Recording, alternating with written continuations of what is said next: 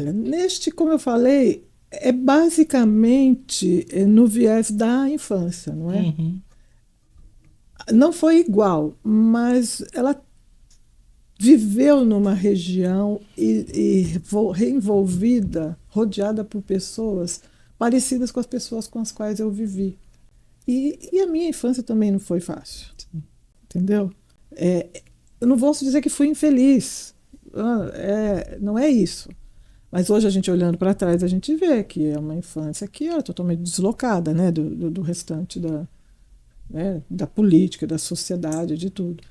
Então, mexe com isso sim, e dá uma sensação assim, ai meu Deus, eu preciso ir até aquele lugar, para ver até que ponto é parecido mesmo, né? Até que ponto tem de mim mesmo nessa garota, nessa história. É um processo doloroso, Isa, porque eu acho que eu imagino que você vai mexer em algumas coisas lá do passado, Sim, né? porque Tipo, tudo, como o Davi falou, é, é muito difícil desassociar de você mesmo, qualquer história. Tem gente que deve conseguir, eu não. sim. Se você escrever um filme de terror, não sei, de repente você tira de você coisas horrorosas também para escrever um filme de terror, não é? Sim. Tem pessoas horríveis por aí. Exatamente. Mas é muito difícil. A gente coloca muito da gente em tudo aquilo que a gente está escrevendo, porque haja criatividade, né? Já Sim. imaginou você criar do zero, do nada, do nada, do nada? Você tem que ter em você a semente para aquilo, senão é Senão não difícil. vai. Senão não vai. Principalmente num caso como o meu, que é uma escrita por prazer, é uma escrita assim, para eu ter companhia, para eu ter um dia a dia, assim, é satisfatório, porque é gostoso, eu gosto da sensação, eu gosto da sensação de ter o que pensar, de ter o que fazer. Não é uma escrita comercial. A gente sabe que tem autores, escritores famosos que escrevem um livro por ano. Imagina se ele tem aqui alguma coisa dele, ele já saiu desse nível. Ele tem uma indústria, uma fábrica de criar aqueles livros. É outro nível. Estou falando no caso de escritores assim como eu, que são Digamos, independentes. independentes e que escreve pelo prazer de ter a companhia daquele livro, porque dá realmente uma satisfação de viver até. Você ter essa história para acompanhar, você ter todo dia acordar e pensar. Hoje eu vou acompanhar Leonor, por exemplo. Hoje eu vou acompanhar a Joana. O que a Joana vai aprontar hoje? Entendeu? O que a Leonor está pensando? É bacana, principalmente quando a gente escolhe ser solitário, como eu. Pois, agora conta pra gente em que momento, em que fase da sua vida você falou assim, vou ser uma escritora? Bom, na verdade, eu nunca cheguei a falar isso, nunca falei. Mas, como eu já falei em outras ocasiões, desde pequena eu sentia assim, um ímpeto por pensar numa coisa e registrar. Eu tinha um caderninho que eu registrava as coisas que eu pensava, fazia poesia, sempre foi assim. Teve uma ocasião que houve um probleminha, assim, eu fiz uma mudança de local e fui para um local onde as pessoas que rodeavam, principalmente as crianças, já tinham ideia do que era o Natal. E eu, de onde vinha, nem tinha ideia.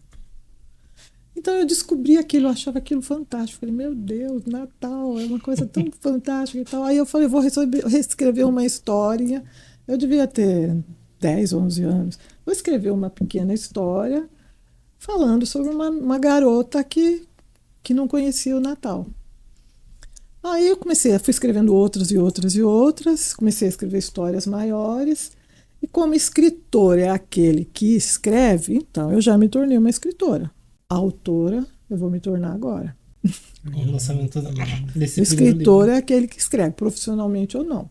De certo modo, trabalho muito com escrita profissionalmente, trabalhei muitos anos com escrita, Tradução. escrevi uma revista, artigo de uma revista para uma amiga minha, fazia um trabalho para ela tal. Então, quando eu comecei a escrever, eu já passei a ser escritora. Agora, a autora é outra coisa. Eu vou me transformar, vou me tornar agora, depois de muito tempo. Vai ser batizado autor. Mas era uma ideia antiga desde lá de trás? Ai, eu vou ainda lançar meu livro. Sim, eu pensava assim. Só que eu pensava que não era prioridade. Eu precisava estar num momento que eu pudesse me dedicar. Que não é assim, eu vou jogar lá. E não houve esse momento antes. E eu sou assim, virginiana assim, né? Tem que ser tudo exatamente planejado. Isa, percebemos então que teve todo um processo de você amadurecer a ideia do publicar o livro, né? Porque esse é um dos livros que você tem escrito, você tem diversos outros livros escritos, como na nossa última conversa aqui no podcast, não é mesmo? Por que esse momento é o momento? Por que esse momento não veio antes? Por que agora? Ser bem sincera. Sim. Porque agora eu tive umas pessoas bem chatas perto de mim que me encheram a paciência e falaram: você precisa publicar. Uma delas é você, Davi. É meu jeitinho vegano. E eu tenho muito a agradecer. Você é uma delas. Que falou: por que se dedicar tanto se você não vai publicar? Por quê? Por quê? Por quê? Esse é um dos motivos, mas não é o principal. Eu me aposentei, eu estou com tempo. Eu trabalho ainda, mas eu faço absolutamente o que eu gosto, estou tranquila, tenho as minhas noites tranquilas. Então eu tenho tempo, eu tenho qualidade de vida, a minha qualidade de vida, tanto emocional quanto financeira, quanto psicológica, melhorou muito e é possível. Agora é possível. Isa, fala pra gente, sua formação acadêmica, né, em letras, ela contribuiu para escrever seus livros? Ela contribuiu indiretamente, porque você, com formação em letras, você tem que conhecer livro. Você tem que conhecer a literatura e você tem que ler minimamente. Você tem que ler pelo menos uns livros para fazer as provas. Minimamente. Então, contribui, é claro. Mas não que o curso de letras seja voltado para ensinar escrita criativa, nada disso. Se a pessoa entrar no curso de letras achando, ela vai aprender técnicas, gramática, as literaturas. Mas influencia, lógico. Se eu tivesse feito matemática, provavelmente não teria tido nenhuma